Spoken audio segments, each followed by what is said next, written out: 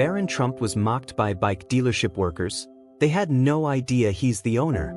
It was a brisk autumn morning when Barron Trump strolled into American Iron Motors, a well-known motorcycle dealership in the heart of the city.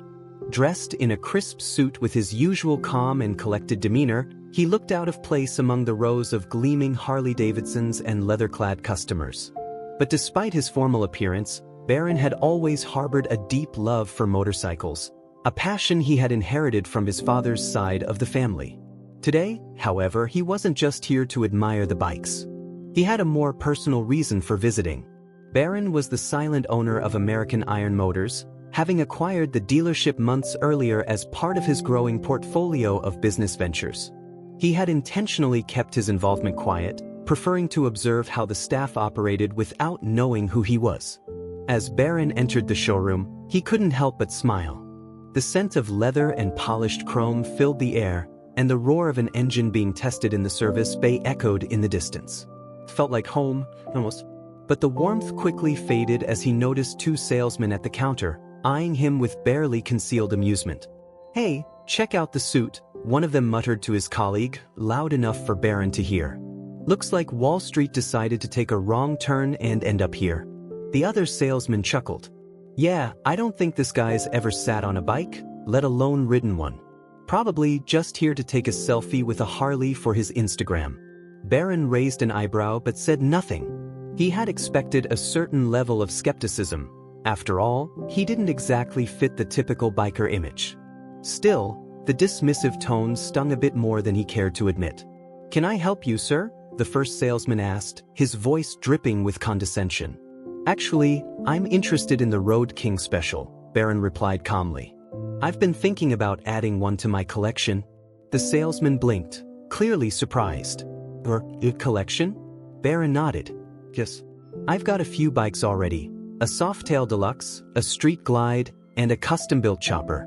But I've always liked the Road King's combination of classic style and modern performance."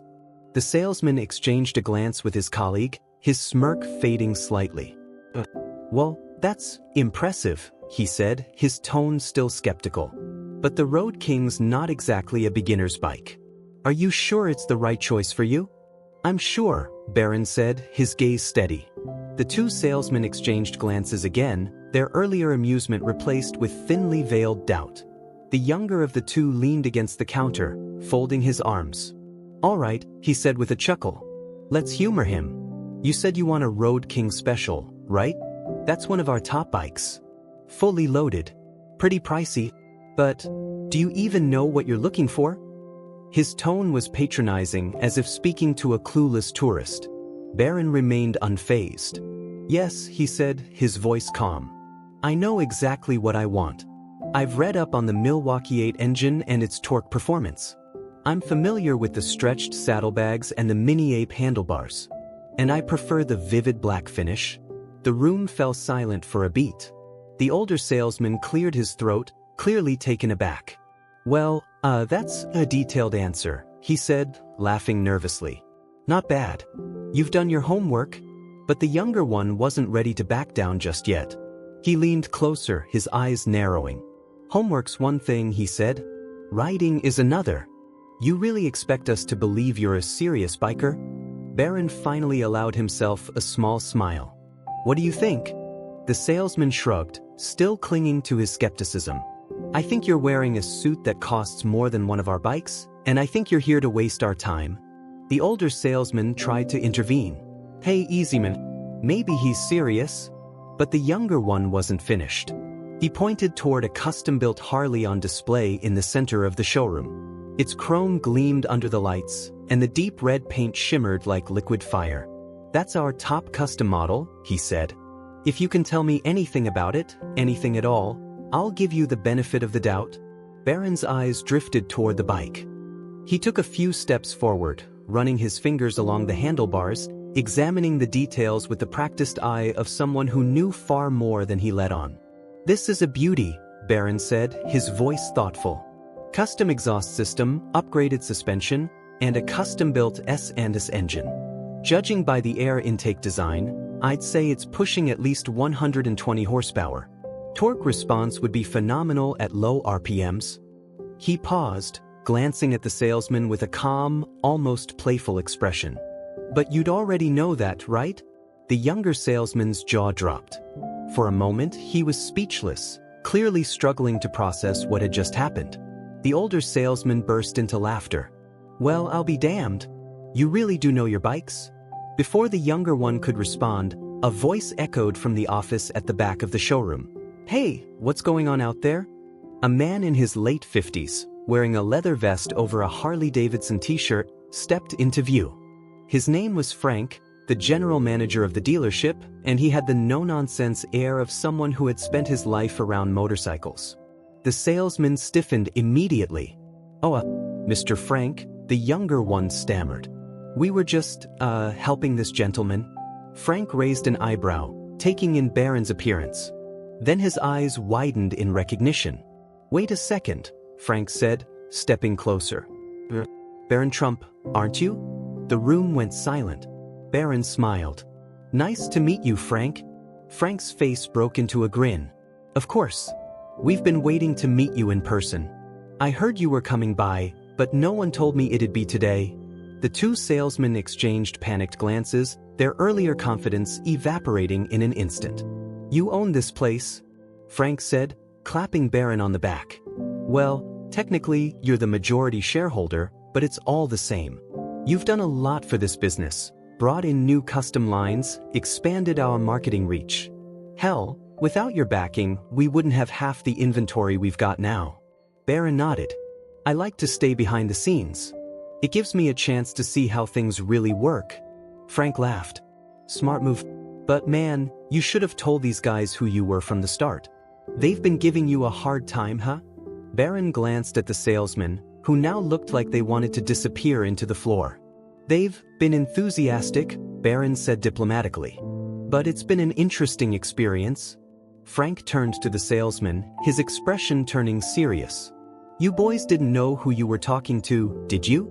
The younger one shook his head, his face pale. "We didn't. I swear, we had no idea." "Well, now you do," Frank said, crossing his arms. "And maybe next time, you'll think twice before judging someone by how they look." The older salesman spoke up, his voice trembling slightly. "Mr. Trump, we're really sorry. We didn't mean any disrespect. We were just trying to have a little fun." "I get that," Barron said, his tone calm but firm. "But treating customers with respect should always come first, no matter how they're dressed or what you assume about them." The younger one nodded quickly. "You're absolutely right. We'll do better." Barron's expression softened. "Good. Everyone makes mistakes. What matters is learning from them." A few minutes later, Frank led Barron to the office for a quick meeting, leaving the salesman to stew in their embarrassment. By the time Barron returned to the showroom, the atmosphere had completely changed. "Sir," the older salesman said, his voice filled with newfound respect. "Would you still like to test out the Road King? We'll have it ready in just a few minutes." Barron smiled. "That won't be necessary today. But thank you." He turned toward the exit, pausing briefly at the door. "Oh, and one more thing," Barron said, glancing over his shoulder. "Next time, remember, every customer deserves the benefit of the doubt. You never know who they might be." The salesman nodded in unison, their expressions a mix of respect and regret. As Barron walked out into the crisp autumn air, he couldn't help but smile to himself. It had been an unexpected day, but one filled with lessons, both for the salesman and for him. Sometimes, he thought, it was good to be underestimated. Because in the end, the greatest power wasn't in proving people wrong, it was in showing them how to be better. As Barron strolled down the street, the hum of the city filled the air. He could still feel the tension from the encounter at the dealership. It hadn't been an ordinary experience. This was something deeper, a reminder that assumptions often carried more weight than people realized. He thought back to the nervous expressions on the salesmen's faces after the reveal. They had been humbled, sure, but had they truly learned something? That question lingered in his mind as he headed toward his next meeting. For years, Barron had focused on running his businesses with integrity, staying behind the scenes to ensure things ran smoothly. This incident, however, left him wondering if a more personal approach might be necessary. Perhaps it was time to engage more directly with the businesses he owned, not just as a silent investor but as a mentor and guide for those who worked under him. Later that afternoon, Barron sat in his office at the headquarters of Trump Ventures, reviewing the latest performance reports from American Iron Motors. The dealership was doing well. Sales had risen by nearly 20% over the past year, largely due to the new custom line he had helped implement. But there was more to a business than numbers. The culture mattered just as much, if not more. He picked up the phone and dialed Frank's number. "Hey, Barron," Frank answered, his voice warm. "I didn't expect to hear from you so soon. What can I do for you?" "I've been thinking about what happened earlier," Barron said. "I'm not upset, but I do think it's a good opportunity for us to make some changes." Frank paused, listening intently. "What kind of changes?" "I want to hold a training session for the entire staff," Barron said. "Not just about customer service, but about leadership, respect, and the kind of culture we want to build at American Iron Motors. I'll lead it personally." Frank chuckled. "You're serious, aren't you?" "Very serious," Barron replied. "It's not about punishing anyone, it's about setting a higher standard. I want everyone on the same page, working toward the same goal." "I love it," Frank said. "You've got my full support. When do you want to start?" "Next week," Barron said. "Let's make it something they won't forget." The following week, the staff gathered in the dealership's conference room. The mood was a mix of curiosity and nervous anticipation. Most of them had never met Barron in person, and those who had were still processing the events of the previous week. Barron stood at the front of the room, his presence calm but commanding. He looked around, making eye contact with each person in the room before he spoke. "Thank you all for being here," he began. "I know this isn't a typical day at work, but I think it's important that we take some time to talk, not just about business, but about who we are and what we stand for." He paused, letting his words sink in. "Last week, I came in as a customer. Some of you treated me with kindness and respect. This, not so much." A few people shifted uncomfortably in their seats. "I'm not here to single anyone out," Barron continued. "But I want to be clear, this dealership isn't just about selling motorcycles. It's about creating an experience. It's about building relationships, treating every person who walks through that door like they matter, because they do." He glanced at the two salesmen from last week, who sat quietly in the back of the room, their eyes downcast. "We've all made mistakes," Barron said. "The important thing is what we do next. We have a chance to create something special here, to set a standard that other dealerships will want to follow. But that starts with each of us." The room was silent, the weight of his words hanging in the air. Barron smiled, his tone softening. "So, here's what we're going to do. We're going to work together to make this the best dealership in the region. We're going to learn from each other, push each other to be better, and hold ourselves accountable. And we're going to have some fun along the way." The tension in the room eased, replaced by a sense of excitement. People began nodding, their initial apprehension giving way to genuine enthusiasm. By the time the session ended, the energy in the room had completely transformed. Staff members approached Barron, thanking him for his honesty and leadership. The two salesmen from last week were the last to speak with him. "Mr. Trump," the older one said, his voice filled with emotion. "I just want to say, I'm really sorry. I was wrong to judge you. But I've learned a lot from this and I'm ready to do better." "Me too," the younger one added. "We want to make you proud." Barron extended his hand, shaking theirs firmly. "You've already taken the first step. Keep it up." Over the next few months, the dealership underwent a transformation, not just in how it operated, but in its entire culture. Customer satisfaction soared, and word spread quickly that American Iron Motors wasn't just a place to buy a motorcycle, it was a community. Barron made regular visits, building relationships with the staff and customers alike. He even started hosting monthly bike night events, where bikers from across the city gathered to share stories, swap tips, and celebrate their shared passion. Frank couldn't believe the change. "I've been in this business for 30 years, he said one night as he and Barron stood outside, watching the crowd at bike night. "But I've never seen anything like this. It's special what we've built here.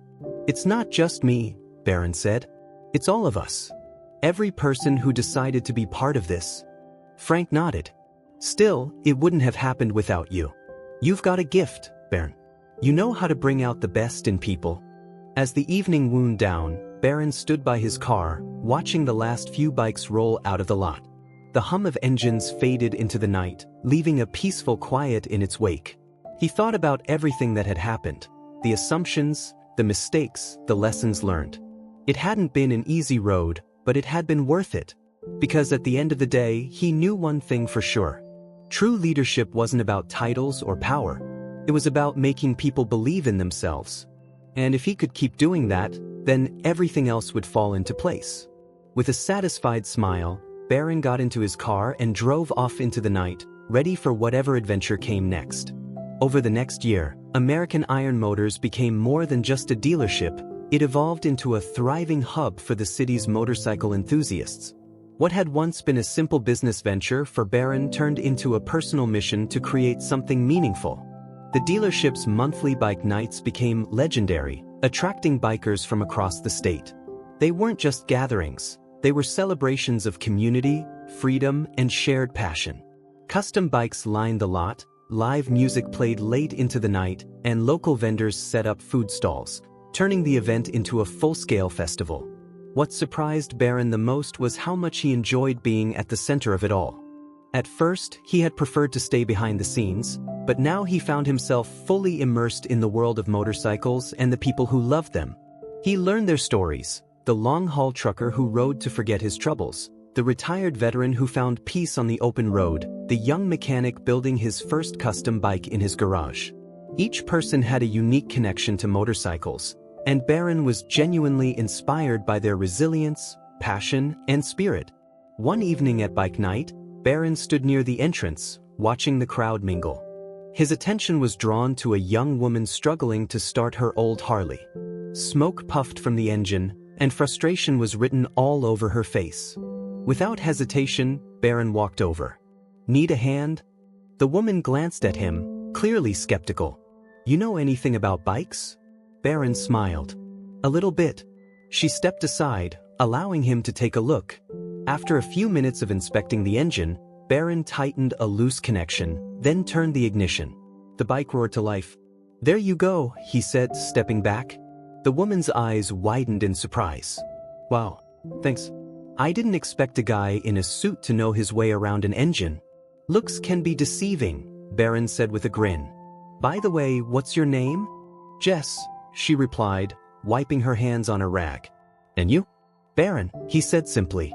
Jess's brow furrowed for a moment before recognition dawned. "Wait, you're the guy who owns this place, aren't you?" Barron chuckled. "Guilty as charged."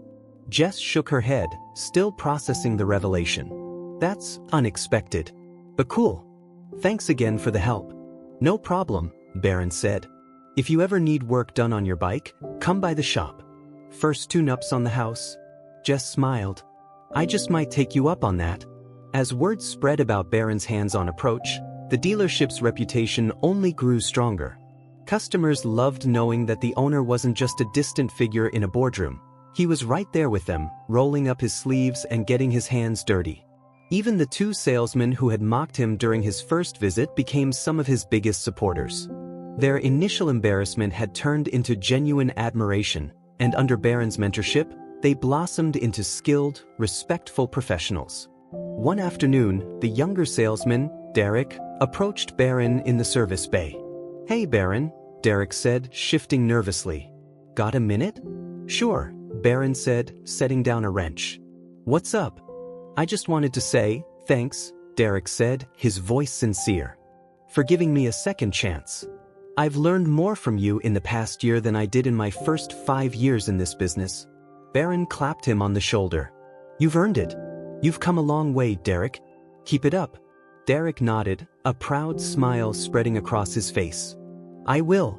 As the dealership thrived, Barron found himself reflecting on his journey. What had started as a personal challenge, proving to himself that he could succeed outside the shadow of his famous last name, had turned into something far more meaningful. He had built more than a business. He had built a community. And in doing so, he had discovered a new side of himself, one that thrived on connection, leadership, and bringing out the best in others. But as much as he loved the work, Barron knew he couldn't do it alone forever. The dealership needed a leader who could carry the torch long after he moved on to new challenges. That's when he thought of Frank. One evening, Barron invited Frank to join him for a drink at a nearby pub. They sat in a quiet corner, the warm glow of the lights casting a cozy ambience over their conversation.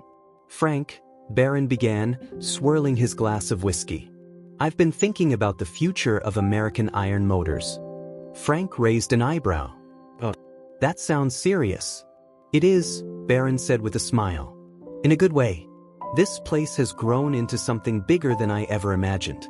But I think it's time for me to step back and focus on some new projects." Frank nodded slowly, his expression thoughtful. "I figured this day would come sooner or later. You've got too many talents to stay in one place forever. But here's the thing," Barron continued. "I want to make sure the dealership stays in good hands. And there's no one I trust more than you to take the reins." Frank blinked, clearly caught off guard. "You want me to run the place?" "Not just run it," Barron said. "Lead it. Take everything we've built and make it even better. I'll still be involved as an advisor, but the day-to-day operations would be yours." Frank leaned back in his chair, processing the offer. After a moment he smiled. "It would be an honor, Barron. I've always cared about this place, but with you backing me, I know we can take it to the next level." Barron extended his hand, and Frank shook it firmly. "Deal," Barron said. The transition was seamless. Frank stepped into his new role with confidence, earning the respect and admiration of the staff. Under his leadership, the dealership continued to flourish, expanding its services and becoming a regional hub for custom motorcycle enthusiasts. Barron, meanwhile, felt a renewed sense of freedom. He had laid the foundation, built something he could be proud of, and left it in capable hands. But most importantly, he had learned that true success wasn't about power or recognition. It was about making a difference in people's lives. As he stood on the dealership's rooftop one last time, watching the sun set over the city, Barron felt a deep sense of peace. This chapter of his journey was coming to an end, but countless new adventures lay ahead. And wherever life took him next, he knew one thing for sure. The road was wide open. Barron stood on the rooftop of American Iron Motors, the cool evening breeze tugging at his jacket as the last rays of the setting sun painted the sky in hues of orange and pink. The distant hum of traffic mixed with the occasional roar of a motorcycle passing by, a sound he had grown to love over the past year. This place had become more than just a business venture. It had been a transformative experience. It wasn't about the profits, the sales numbers, or even the bikes themselves. It was about the people. Each customer who walked through those doors had a story, a dream, or a struggle they carried with them. The dealership had become a sanctuary for many of them, a place where they felt seen, respected, and heard. Barron had learned so much from those interactions. They had made him a better leader, a better listener, and ultimately, a better person. But now, it was time to step into a new chapter of his life. The next morning, Barron walked into the dealership for one last meeting with Frank. The office smelled faintly of fresh coffee, and Frank was already at his desk, reviewing schedules for the upcoming bike night anniversary, an event that promised to be the biggest yet. "You're here early," Frank said with a grin. "Couldn't stay away, huh?" Barron laughed. "I guess old habits die hard." Frank motioned for him to sit. "So, what's next for you?" "I'm not entirely sure," Barron admitted. "I've got a few projects lined up, mostly in tech and sustainable energy. But I want to take some time to figure out what really excites me. Something that feels as meaningful as this." Frank leaned back in his chair, nodding. "Well, whatever you do, you'll be great at it. This place wouldn't be what it is without you." "Thanks, Frank," Barron said. "That means a lot. But the truth is, you've been the heart and soul of this place from the start. I just gave it a little push." Frank smiled warmly. "We made a good team." "That we did," Barron said. "And I'll always be around if you need me. Just a phone call away." Later that afternoon, Barron took one last walk through the showroom, soaking in the atmosphere. He nodded at familiar faces, exchanging handshakes and hugs with staff and customers alike. At the far end of the room, he saw Jess, the young woman whose bike he had helped fix months earlier. She was chatting with one of the mechanics, her laughter filling the air. When she spotted Barron, she walked over, a curious look on her face. "Hey, Barron," she said. "I heard a rumor that you're stepping back from the dealership. Is that true?" "Yeah," Barron said. "It's time for me to move on to other things. But the place is in good hands." Jess nodded thoughtfully. "Makes sense. Still, it's going to be weird not seeing you around. You've really built something special here." "Thanks," Barron said, his tone warm.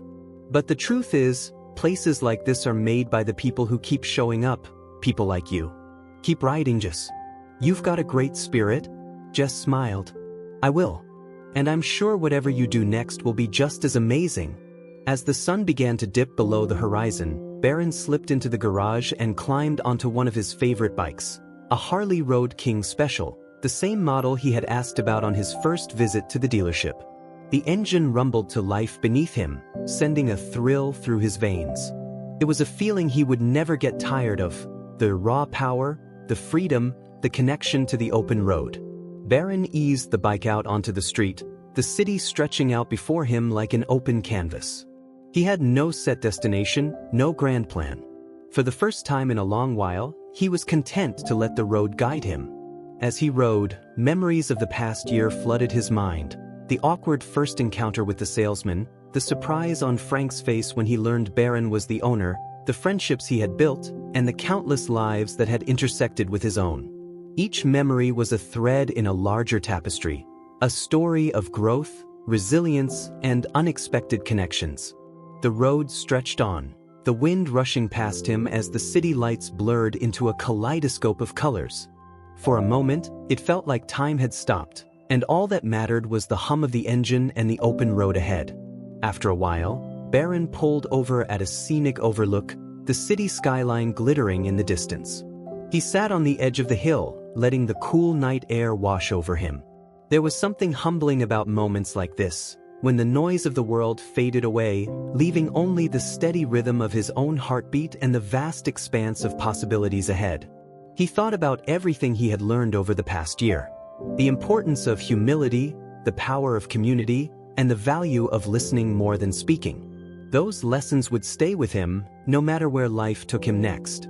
As he sat there, a thought began to take shape, a new idea. Something that combined his passion for innovation with the lessons he had learned from the motorcycle community. It wasn't fully formed yet, but it was enough to spark a fire in his mind. A new project, a new adventure.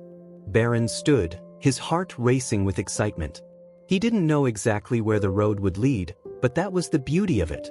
With one last glance at the city below, he climbed back onto his bike and started the engine. The road called to him, and he was ready to answer.